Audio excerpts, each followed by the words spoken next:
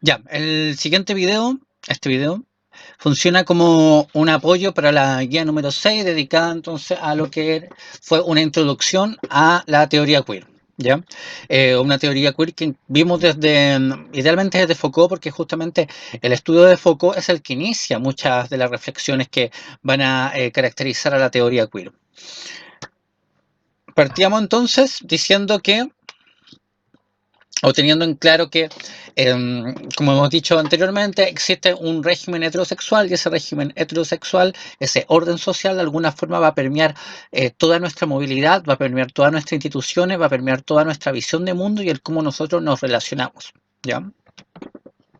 Existe entonces un régimen heterosexual que domina la sociedad y que permea cada uno de nuestros actos y comportamientos, desde el cual se desprende toda clase de instituciones y obligaciones, como lo son el matrimonio, como lo son la familia, la pareja, la monogamia e instituciones como el trabajo, incluso que también se desprenden de la sociedad heterosexual al ser una especie de sostén, podríamos decir así, de la familia. O sea, las familias dependen del trabajo. Entonces podemos establecer un nexo en lo que es el trabajo asalariado y en lo que es la familia. De alguna forma, lo piensen así o no, tenemos que tener claro que todas nuestras acciones están mediadas por un orden social que es un orden heterosexual. Y como todo orden heterosexual, va a desplazar a aquellas minorías, entendiendo a las minorías no desde lo numérico, sino en el sentido de que están subyugadas hacia qué, hacia un cuerpo hegemónico. Entonces va a desplazar a todas esas minorías, esos cuerpos no hegemónicos, a esos cuerpos que va a considerar como anomalías de la norma y la va a desplazar hacia márgenes, ¿cierto? Hacia márgenes que puede ser desde el confinamiento, la exclusión, eh, la exclusión por medio de cárceles, por medio de manicomios, por medio del cename también, y también va a intentar que algunos de estos cuerpos, algunas de estas anomalías que quizás no sean tan anómalas, entre comillas, sino que sean anomalías que pueden encauzarse a un buen comportamiento, ¿cierto? A un stretch, es decir, al correcto funcionar de acuerdo a lo que nos dicta el sistema, de acuerdo a lo que nos dicta la norma. Ya.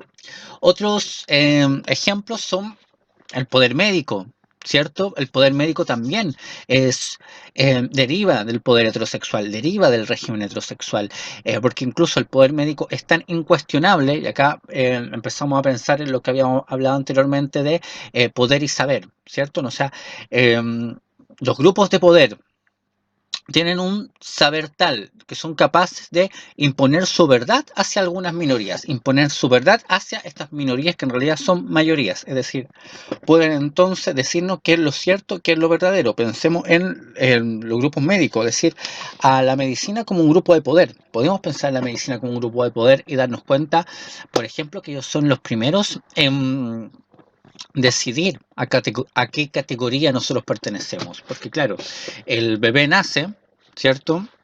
El bebé nace y lo primero que hace el médico es decir, es niña o bien es niño, incluso antes del nacimiento.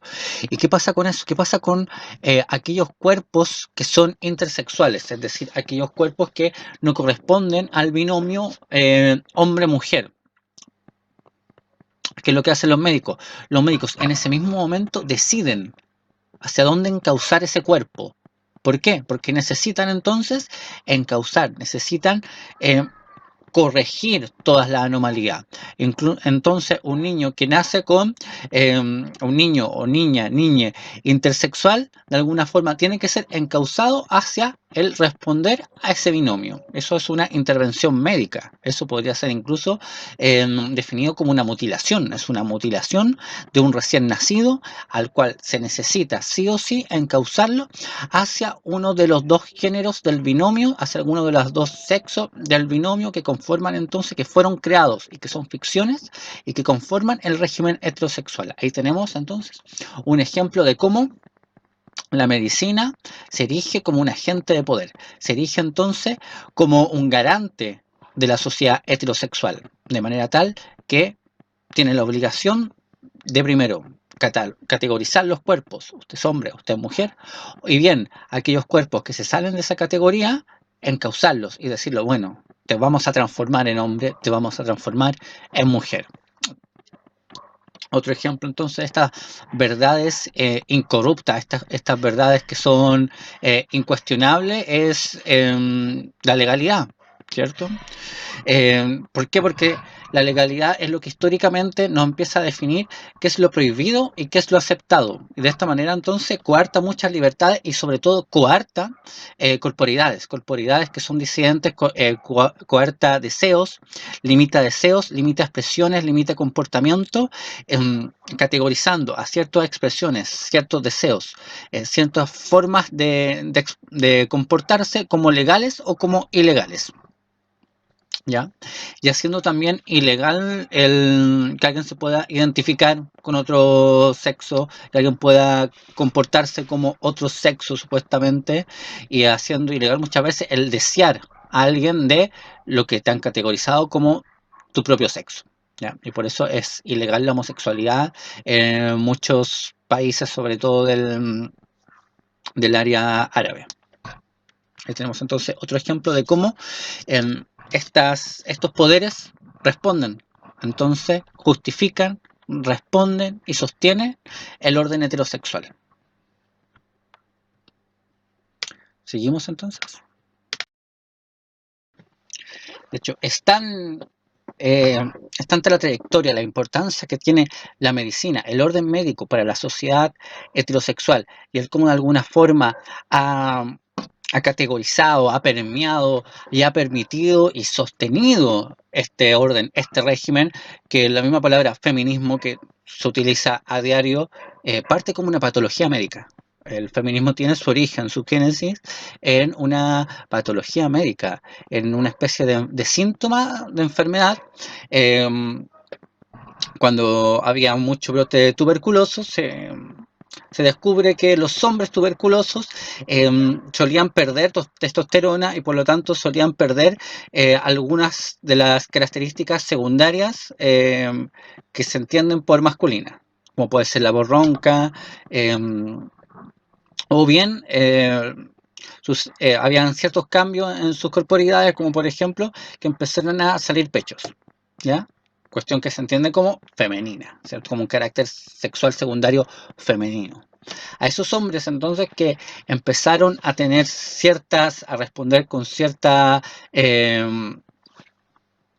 características asociadas a lo femenino, se les dictó que ellos padecían de feminismo, que que se estaban feminizando y que por lo tanto eran feministas. ¿Ya? Entonces, la palabra feminismo surge incluso como una patología médica, como una enfermedad, como un síntoma de una enfermedad, para que nos demos cuenta de que hasta qué manera la medicina crea realidades, categoriza a los cuerpos, crea nuevos cuerpos, crea enfermedades y después crea las soluciones a esas enfermedades. Entonces, ahora nos queda preguntarnos qué es lo que hará el régimen, qué es lo que hará el orden heterosexual que necesita protegerse, que necesita resguardarse, qué es lo que va a hacer cuando se dé cuenta, o cada vez que se da cuenta que hay otros cuerpos, que hay otras corporidades, hay otras expresiones que serían anómalas desde su postura, desde su verdad, desde esta verdad que ellos han implantado, desde esta verdad que ellos nos han obligado a adoptar como la única válida. ¿Qué va a hacer entonces qué va a hacer entonces el régimen con esos cuerpos? Ya sabemos, ¿cierto? Los va a desplazar. Se encargará de vigilarlos primero, ¿cierto? Primero viene la vigilancia, el desplazamiento, el infundirles miedo, el relegarlos, el invisibilizarlos y si es posible, si es que queda tiempo todavía, si es que no han muerto todavía, si es que no han sido invisibilizados, si es que no han sido desplazados y confinados en cárceles, en manicomios, en distintas estructuras de la represión y de la reclusión, si queda tiempo y si es posible, si existe fe, podemos entonces incluso corregir esos cuerpos mediante una serie de métodos y mediante una serie de tecnologías que nos permitan encauzar, dirigir esos cuerpos hacia el buen comportamiento, hacia lo que se espera de aquellos. ¿Cierto? De ahí es cuando entra el castigo, entra la vigilancia, entra los modelos de peste y los modelos de lepra que hemos estudiado anteriormente, que lo que hacen es confinar, desplazar, excluir los cuerpos anómalos. Y el caso del cuerpo a corregir, que lo vimos también en en una guía que serían todos estos cuerpos donde existe la posibilidad de, a través de, por ejemplo, la educación, a través del castigo, a través de la vigilancia, a través del premio, poder ir dirigiéndolos hacia lo que se espera, hacia este buen comportamiento, hacia este ideal homogéneo que nos hemos creado de cómo deben comportarse los seres humanos, cómo deben comportarse los hombres, cómo deben comportarse las mujeres. Pero como bien decías Foucault, donde hay poder, hay resistencia. ¿Qué quiere decir esto? Ya lo habíamos visto y lo habíamos estudiado, pero que eh, cada vez que se conforma un grupo de poder, a su vez va a haber un grupo de resistencia. Es decir, que va a haber un grupo de resistencia cuyo comportamiento va a ser mal visto, va a ser enlodado, va a ser despreciado por ese grupo de poder. Pero ese grupo de poder necesita la resistencia. ¿Por qué necesita la resistencia? Porque de esa manera se legitiman. ¿Ya? Si a ti nadie, si nadie se opone al régimen, el régimen no se siente válido. Para que el régimen se sienta válido, necesita que existan cuerpos que se opongan a él. ¿Ya? Y por eso los medios de comunicación hacen tanto hincapié muchas veces en aquellos cuerpos que se oponen al régimen. Por eso le dan tanta tribuna, en las marchas le dan tribuna, ¿cierto?, a los desmanes, porque necesitan que quede claro que hay una oposición. Porque si hay una oposición es que el régimen está funcionando bien. ¿Ya? Es por eso Foucault dice que donde hay poder hay resistencia. ¿Ya? Porque a través de la resistencia el poder se legitima. ¿Eso qué quiere decir? Que cada vez que nosotros nos oponemos a un poder, de alguna forma lo estamos legitimando. Porque claro, porque si actuamos con indiferencia, el poder empieza a decir, pucha, hay algo que estoy haciendo mal, no estoy reprimiendo como debería estar reprimiendo. Pero cuando la represión, ¿cierto?, es tal que surge entonces una resistencia, surge una respuesta por parte de los oprimidos, es que están reprimiendo bien. Y eso es lo que le contenta al poder. Oye, estoy reprimiendo bien, estoy reprimiendo de tal forma que se están manifestando en contra de lo bien que reprimo. De ahí entonces la importancia del concepto que nos atañe entonces de lo queer. ¿Por qué? Porque lo queer es un espacio de resistencia, es un espacio, ¿cierto?, mediante los cuales esos cuerpos anómalos, esos cuerpos desviados, esos cuerpos reprimidos, que han sido desplazados, que han sido invisibilizados, que han sido fruto de cárcel, fruto de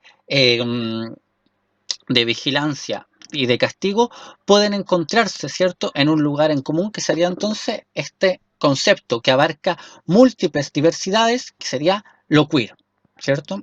¿Cómo surge lo queer entonces? Surge como un espacio de necesidad de poner en cuestionamiento todas estas verdades que han llevado a esos cuerpos a ser desplazados. Entonces lo queer es una reflexión en torno a estas verdades impuestas, es un cuestionamiento que se pone en torno a estas supuestas verdades, estas ficciones que a todos se nos han obligado a adoptar como verdaderas y adoptar como legítimas, y que son verdades, son ficciones que han sido naturalizadas, ¿cierto? Que muchos no cuestionan. Entonces lo que hace ahí lo queer es cuestionar aquellas verdades que no muchos quieren cuestionar, que son incómodas de cuestionar y que han afectado toda nuestra vida, que han afectado todo nuestro desarrollo. ¿Por qué? Porque la heterosexualidad ha afectado toda nuestra vida, el matrimonio ha afectado toda nuestra vida, el amor romántico ha afectado toda nuestra vida, nuestras dietas han afectado toda nuestra vida. Todas estas verdades impuestas, naturalizadas, entonces, lo queer, el movimiento queer o la teoría queer va a ser retomarlas y reflexionar en torno a ellas e intentar desde ellas alentar la reflexión sobre el parece que esto no es tan así, parece que hay que deconstruir un poco esto, parece que estas verdades no son tan verdades como nos hicieron creer que eran. ¿Ya? Ya, a eso va un poco la teoría queer a grandes rasgos, y desde ahí nace entonces del cuestionamiento hacia estas verdades absolutas, hacia estas verdades que han permeado toda nuestra existencia, y se ha elegido entonces como un foco de resistencia, como un foco, o más bien como un espacio seguro desde el cual entablar críticas hacia el poder.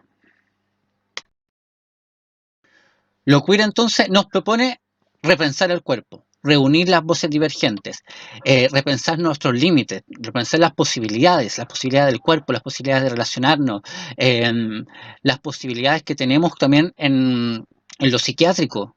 ¿ya? Repensar los límites que se nos están poniendo, repensar todas las obligaciones que se nos están imponiendo de alguna forma a nuestros cuerpos, a nuestras mentes también. ¿Qué es la teoría queer entonces? ¿Cómo podríamos empezar a definir la teoría queer?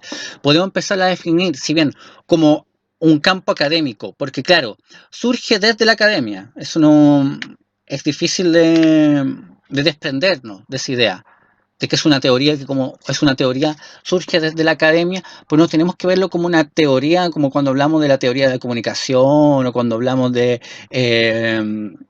teoría psicológica o psiquiátrica. No, no, esto más que una teoría, como va a decir Silvestri, lo queer es una forma de ver el mundo, es una forma de percibir la realidad, ¿ya?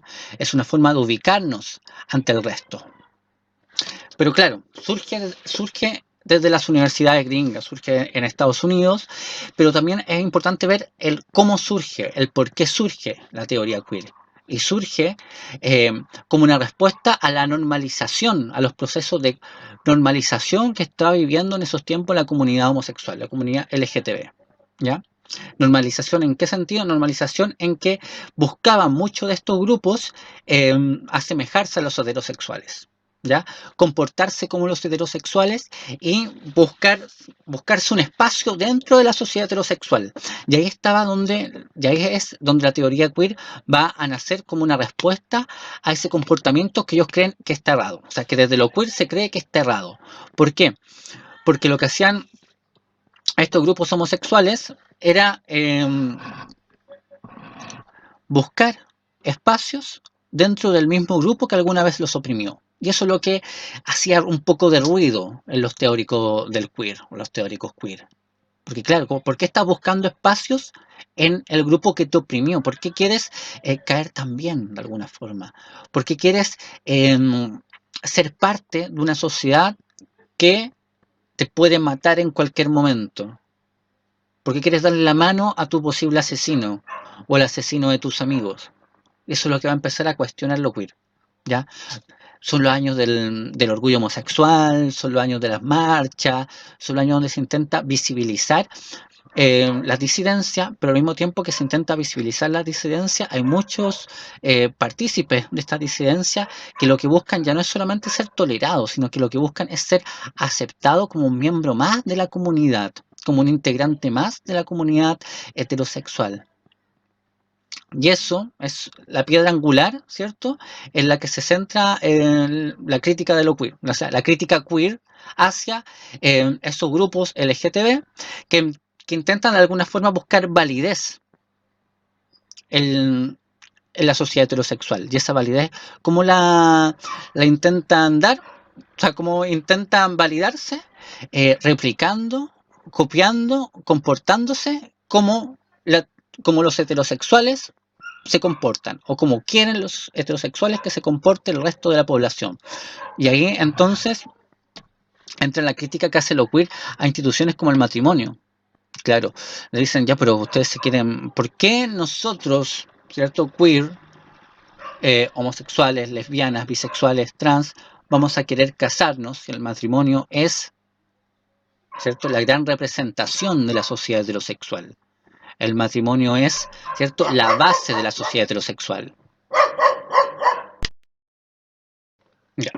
De ahí entonces la necesidad de entender lo queer no como un movimiento academicista, aunque muchas de las críticas que se hacen a la teoría queer es que, claro, que surge de la academia, pero surge con la necesidad o con el propósito entonces de poner en tela de juicio todas las verdades absolutas que hasta ese entonces regían, ¿cierto?, los mandatos en cuanto a lo que era la sexualidad, en cuanto a lo que era el género, en cuanto a lo que era lo identitario, por decirlo así. ¿De dónde surge también esta idea? Estas ideas surgen de la lectura que hace el feminismo radical, que hace otra disidencia, a lo que es el libro Historia de la Sexualidad de Foucault, que son 3 tomos donde Foucault hace una genealogía de todo lo que serían los comportamientos sexuales, la historia de cómo se va desarrollando la sexualidad, y llega entonces a la conclusión, que la conclusión Foucaultiana, ¿cierto?, que la historia de la sexualidad es la historia de regímenes de poder. Esos regímenes de poder te dicen cuáles comportamientos son los aceptados y cuáles son los comportamientos anómalos. Y lo que descubre Foucault, un estudio bibliográfico, eh, que hay comportamientos que hoy son anómalos y que ayer no lo fueron, y que en otros periodos de la historia no lo fueron. Entonces, ¿eso qué es lo que corrobora? Eso tan simple, ¿cierto? Y algo que todos hemos pensado, de que hay comportamientos sexuales de hoy en día que son entendidos como anómalos, que son reprimidos, que son subyugados y que antes no lo eran. ¿Ya? Eso corrobora que no hay nada natural entonces en lo que es la sexualidad y sus comportamientos. ¿Ya? Que todo es entonces cultural, que todo responde, y como es cultural, va a responder únicamente a una verdad, y esa verdad va a ser creada por los grupos de poder, quienes nos van a indicar entonces cómo desear, cómo comportarnos, cómo tratar nuestro cuerpo, qué cuerpo es aceptable y qué cuerpo no es aceptable. La teoría queer entonces deja de ser una teoría propiamente tal y comienza a entenderse como un ideal, ¿ya? Como un movimiento, como un accionar, o como dice Silvestri, ¿cierto? Como una forma de ver el mundo, como una forma de percibir la realidad, de ubicarse frente a la realidad, que ya no busca la aceptación y la liberación, y mucho menos el ser parte de la sociedad heterosexual que tantas veces la reprimió, sino replanteársela, repensarla, ¿cierto? Y de construir aquellas estructuras que históricamente han funcionado como agentes represivos, como constructores de ficciones, como constructores de identidades, y garante de alguna forma de este orden heterosexual que va a permear toda la realidad. ¿Ya? De manera tal entonces que lo queer vendría a ser un espacio de replanteamiento, un espacio de análisis, un espacio de reflexión en torno a todas aquellas verdades que nosotros creíamos naturales y que nos fueron impuestas y que han afectado sobre todo a aquellas corporidades que el régimen considera como anómalas, como defectuosas, eh, como cuerpos que no pertenecen a ese régimen y que deben ser desplazados, que deben ser subyugados, que deben ser oprimidos y que deben ser muchas veces confinados o dirigidos hacia comportamientos más aceptables. Lo queer entonces no se preocuparía por ser parte de la sociedad heterosexual, sino en reflexionar en torno a esta, en reflexionar sobre la naturalidad de esta, sobre lo verídico de esta, sobre las imposiciones que esta sociedad ha puesto, ¿ya?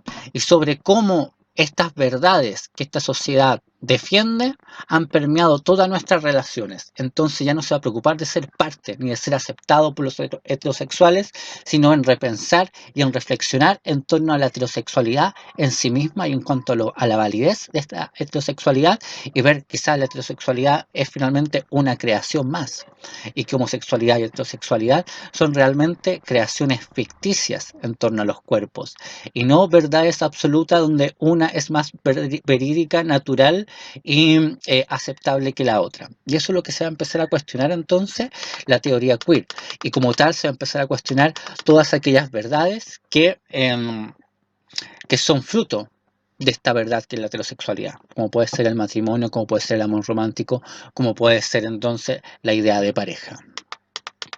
Surge entonces, para cerrar, surge entonces como una contestación política a las políticas, como una contestación política, ¿cierto? Crítica a las políticas identitarias y de normalización que estaba viviendo en ese momento el movimiento LGTB y otros feminismos, a quienes obviamente lo queer va a acusar de amarillos, ¿ya? Amarillos y pacifistas que quieren ser parte del sistema y no repensar el sistema. Eso como una breve introducción a lo que es la teoría queer.